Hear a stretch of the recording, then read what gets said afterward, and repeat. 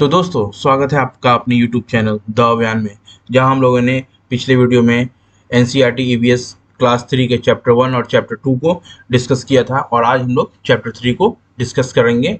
और ये चैप्टर का नाम है आपको पानी रे पानी।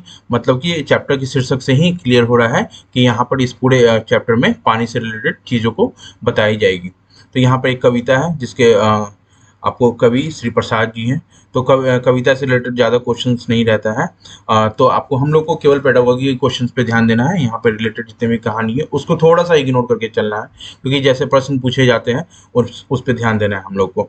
तो यहाँ पे पहला पॉइंट अगर हम लोग देखते हैं तो अपने इलाके में गाई या सुनाई जाने वाली पानी से जुड़ी कविताएं और गीत बच्चे कक्षा में गाएं। कविताएं और गीत बच्चे कक्षा में गाएं। इससे अपने समुदाय के ज्ञान और कला के प्रति उनका लगाव बढ़ेगा।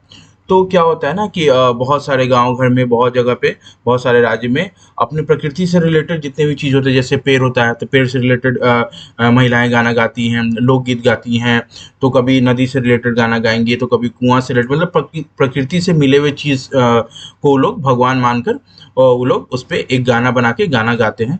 तो बच्चे को भी हम लोग को कभी कभी कक्षा में क्या होता है ना कि बच्चे को भी खड़ा करा के आप उनसे समुदाय से रिलेटेड अगर गाना को गवाते हैं या कविता को गवाते हैं, तो बच्चा को भी थोड़ा सहजता महसूस होगा कि हम लोग सब कोई एक तरह के हैं, और उनका संवेदनशीलता जो होगा वो बच्चे का बढ़ेगा। और क्या होगा ना कि उसको अपने समुदाय के प्रति भी लगाव बढ़ेगा कि चलो मेरा भी समुदाय की चीज़ों को हर जगह देखा जा रहा है।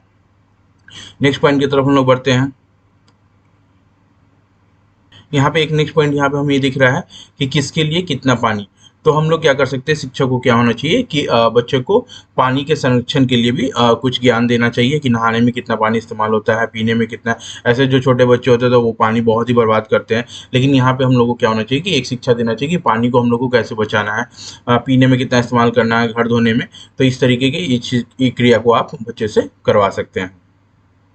नेक्स्ट क्या है कि ये भी एक पॉइंट आप देख सकते हैं कहाँ से मिलता है पानी, और यहाँ से क्वेश्चंस आपको एग्जाम में भी देखने को मिलेंगे, और पहले पिछले एग्जामिनेशंस में भी यहाँ से क्वेश्चंस आ चुके हैं। तो यहाँ पर दिखाया जा रहा है कि कहाँ कहाँ से हम लोग को पानी मिलता है। झील, कुआं, तालाब, झरना, सागर, नदी, नहर, ट्यूबवेल, नल, नलकूप, टाँका, गर्म सोता। तो यहाँ पे अगर हम लोग देखें, ये एक अगर पॉइंट देखते हैं तो टाँका। तो टाँका एक ऐसा स्टोरेज टैंक है, मतलब कि पानी इकट्ठा करने का जगह है, जो कि राजस्थान के अंदर पाया जाता है। इसमें क्या होता है ना कि बरसात के दिनों में लोग इसमें पानी जमा करते हैं, और गर्मी के दिनों में यहाँ से पानी को इस्तेमाल करते हैं। तो इस तरीके की भी चीज़ को बच्चा के बीच में आप डिस्कस कर सकते हैं। नेक्स्ट पॉइंट की तरफ हम लोग बढ़ते हैं और देखते हैं यहाँ पे।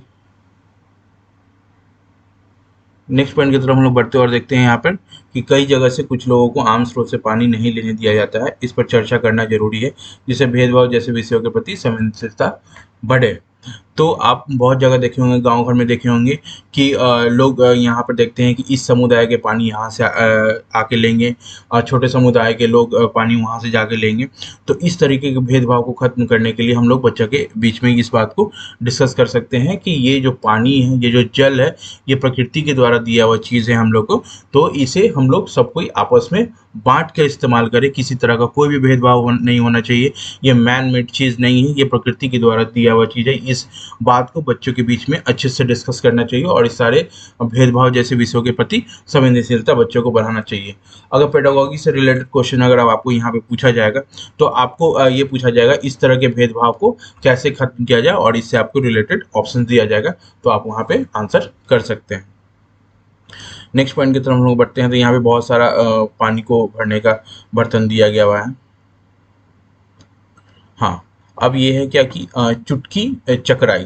चुटकी चकराई, इसमें क्या है कि दो तरह का ग्लास, यहाँ पे आपको दो तरह का फोटो देखने को मिल रहा है कि दो तरह का, यहाँ पे एक तरह का दो ग्लास है, और यहाँ पर दो तरह का दो ग्लास है। तो इसमें क्या किया गया है ना कि एक बार चुटकी को इस दोनों ग्लास में आम पन्ना दिया गया है। तो उसे लगता है क्या कि ठीक है, सबको दोनों दोनों लोग को, मतलब किसी दो लोग को दिया गया, उसको दिया गया, उसके भाई को दिया गया। तो लग रहा है कि ठीक है, बराबर आम पन्ना मिला हम लोग को। और फिर क्या किया गया ना कि बर्तन को बदल दिया गया है, और इस बड़े वाले में किसी और को दे दिया गया है, और इस चौड़े वाले में चुटकी को दिया गया है। तो चुटकी यहाँ पे समझती है कि हमें कम आम पन्ना मिला है।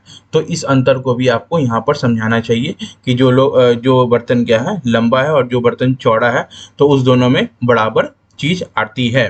तो इसके लिए आप एक क्रिएटिविटी करके आप क्लास के अंदर दिखा सकते हैं बच्चों को। नेक्स्ट पॉइंट की तरफ अगर देखते हैं तो उसी चीज़ को डिस्कस किया गया है कि चुटकी चकराई वाले क्रियाकलाप को करके दिखाएं, बच्चे को क्रियाकलाप करने, देखने तथा पूछने के मौके दें।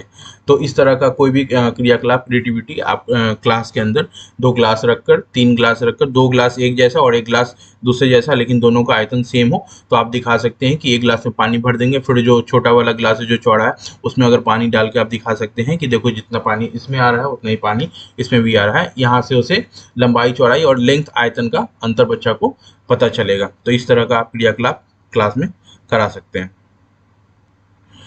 तो इस चैप्टर में बस इतना ही। अब नेक्स्ट चैप्टर देखते हैं हम लोग। तो आइए हम लोग देखते हैं चैप्टर 4। चैप्टर 4 में क्या है कि हमारा पहला स्कूल। तो इस पूरे चैप्टर में आपको डिस्कस किया गया होगा कि हमारा पहला स्कूल कौन सा होता है। तो यहाँ पर अगर हम लोग एक पॉइंट देखें तो वह है हमारा परिवार। अगर हम लोग अपना पहला स्कूल के बारे में अगर डिस्कस करना चाहेंगे तो वह है हमारा परिवार, क्योंकि सबसे पहले हम लोग परिवार से ही सारा कुछ सीखते हैं। जब बच्चा, कोई भी बच्चा अगर पैदा लेता है, उसके बाद अगर मान लीजिए धीरे धीरे बड़ा होता है, वो चलना सीखता है, खाना सीखता है, कपड़ा पहनना सीखता है, बातें करना सीखता है, घूमना सीखता है, हंसना सीखता है, तो वो सारा कुछ पहला कहाँ से सीखता है? वो अपने परिवार से सीखता है।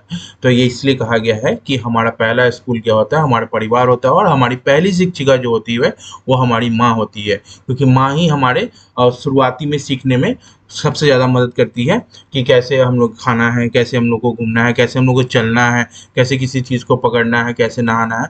तो शुरुआती जितने भी चीज़ें जो सिखाई जाती है वो परिवार में ही हमारी माँ के द्वारा या परिवार के लोगों के द्वारा सिखाया जाता है। इसलिए इस चैप्टर में बताया गया है कि हमारा पहला स्कूल क्या होता है? हमारा घर है, हमारा परिवार है। इन पे कुछ और भी चीज़ें हैं जिसको हम लोग डिस्कस करेंगे।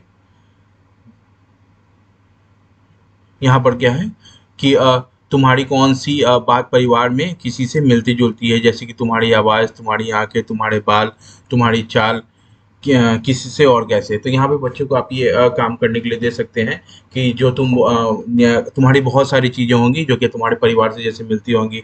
जैसे कि तुम्हारा आँख है तो तुम्हारी आँखें तुम्हारी मम्मी से मिलती होंगी, या तुम्हारा बाल है तुम्हारे पापा जी से मिलते होंगे, तुम्हारी चाल है तो किससे मिलती है। तो इस तरीके के 4 तरह के पॉइंट को आप बच्चे को लिख के लाने को कह सकते हैं। नेक्स्ट पॉइंट की तरफ हम लोग बढ़ते हैं। तो नेक्स्ट पॉइंट की तरफ अगर आगे बढ़ते हुए, ये चैप्टर बहुत छोटा है, ज़्यादा बड़ा भी नहीं है, तो इसमें बस एक ही पॉइंट आपको डिस्कस किया गया है। बच्चे से अपने परिवार वालों के हंसने, गाना गाने आदि के तरीकों के बारे में बातचीत करवाई जाए। इससे वे अपने परिवार के लोगों की खासियत भी पहचान सकेंगे। इससे वे अपने परिवार के लोगों की खासियत ही पहचान सकेंगे। हमें क्या करना चाहिए कि बच्चों के बीच में हम लोग को हंसना चाहिए, उससे गाना गवाना चाहिए, गाना गानी आदि के तरीके के बारे में बातचीत करवाई जाना चाहिए। उससे ये पता चलता है कि बच्चे में कौन सा चीज़ जो कि हमारे परिवार से आया है। तो इस तरीके के क्रियाकलाप को भी हम लोग बच्चे के द्वारा परिवार में करवा सकते हैं। तो चैप्टर 5 में ज़्यादा कुछ था नहीं, चैप्टर 4 में ज़्यादा कुछ था नहीं, तो इतना ही चीज़ यहाँ से सीखना है और इस वाले पॉइंट पे ज़्यादा डिस्कस करना है और इसको समझना, ताकि आगे यहाँ से पेडागोगी में आपको क्वेश्चन पूछे जा सकते हैं। और जो सबसे पहला लाइन में बताया था कि हमारा पहला स्कूल हमारा परिवार होता है और हमारी पहली शिक्षिका हमारी माँ होती है। तो आज भर के लिए इतना ही। नेक्स्ट वीडियो में हम लोग नेक्स्ट चैप्टर को डिस्कस करेंगे। तो थैंक यू वेरी मच। जय हिंद, जय भारत।